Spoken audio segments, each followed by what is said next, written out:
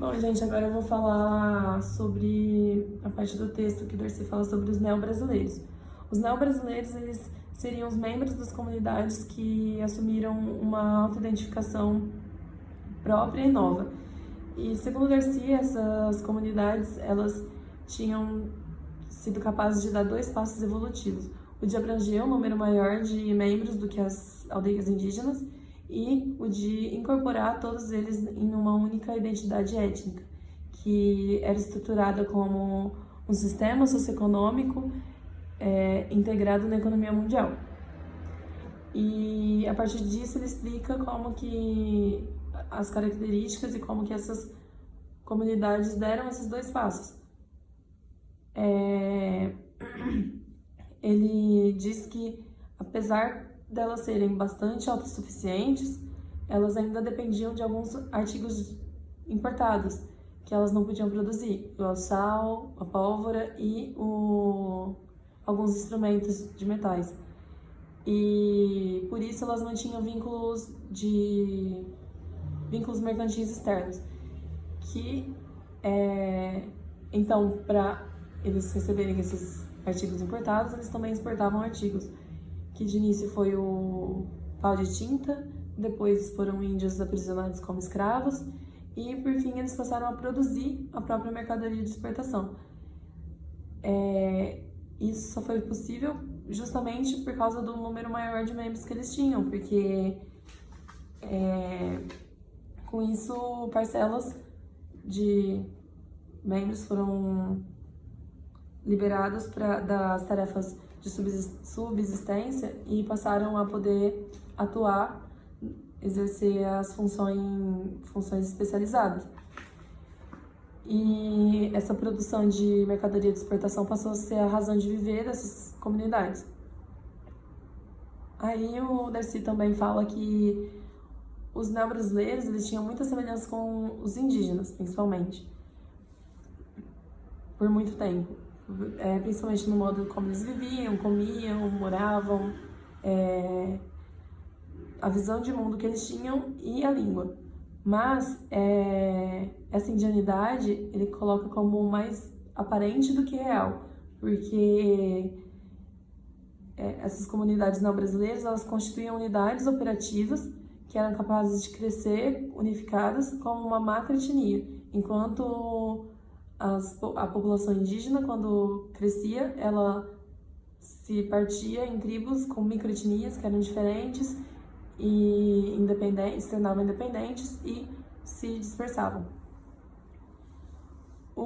A língua, como já foi colocada, ela era a língua adotada materna dos neo-brasileiros era o tupi, e foi até meados do século XVIII. E isso permitiu a comunicação das comunidades neo-brasileiras com algumas outras, com tribos indígenas no país todo, ou quase no país todo, né? Porque a extensão linguística que era mais abrangente no território brasileiro, mesmo antes dos europeus chegarem, era Tupi-Guarani. Portanto, eles falarem tupi facilitou muito a comunicação para eles. E mas no decorrer do século XVIII, a língua materna dos brasileiros passou a ser a língua portuguesa, e isso interferiu também nas comunidades neo-brasileiras. Essa sucessão linguística ela se deu de forma processual e gradual, de acordo com a economia e com a modernização da região. Por exemplo, nas regiões que tinham uma economia mais dinâmica e eram mais modernas, a sucessão da língua acabou sendo mais rápida. A língua portuguesa acabou chegando primeiro do que em regiões onde essa economia era marginalizada.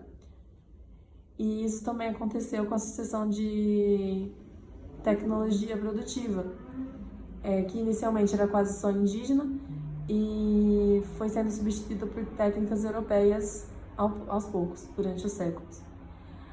Mas ele deixa bem claro que, mesmo assim, no Brasil rústico, predominou e ainda predomina a base produtiva indígena, porque principalmente no que se refere à subsistência e às técnicas de caça e de pesca. E que as técnicas europeias enriqueceram essa base produtiva indígena, que ainda predomina, mas não substituiu ela, só enriqueceu com alguns materiais, meios de transporte e essas coisas, que faz aumentar o nível de produtividade. Agora, no âmbito das moradias, em relação às malocas indígenas, que eram bem grandes para abrigar muitas pessoas, as casas tiveram suas dimensões reduzidas para abrigar famílias menores dos núcleos neobrasileiros, e também as técnicas de edificações elas foram melhoradas. Então, o material de construção das casas já tinham melhorado, tipo, não eram os mesmos das tribos indígenas.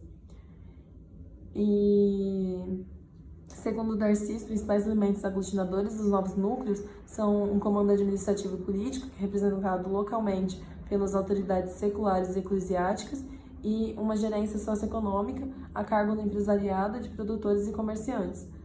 A unidade de comando dessa estrutura de poder permitiu que essas comunidades nascentes crescessem e se diferenciassem cada vez mais num componente rural e em outro urbano. E, segundo ele, no conjunto dessa população colonial, se destacaram 3 setores desligados das tarefas produtivas. A burocracia colonial, que era comandada por Lisboa, e exercia uma função de governo civil e militar. O setor religioso, que cumpria o papel de aparato na indoutrinação e catequese dos índios e de controle ideológico da população sob a regência de Roma. E o setor que viabilizava a economia de exportação, representada por agentes de casas financeiras e de armadores, e que era atenta aos interesses e às ordens dos portos europeus importadores de artigos tropicais.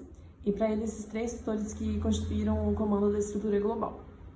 Obrigada, gente. Desculpa a minha voz, porque eu tô um pouco mal, mas... Obrigada.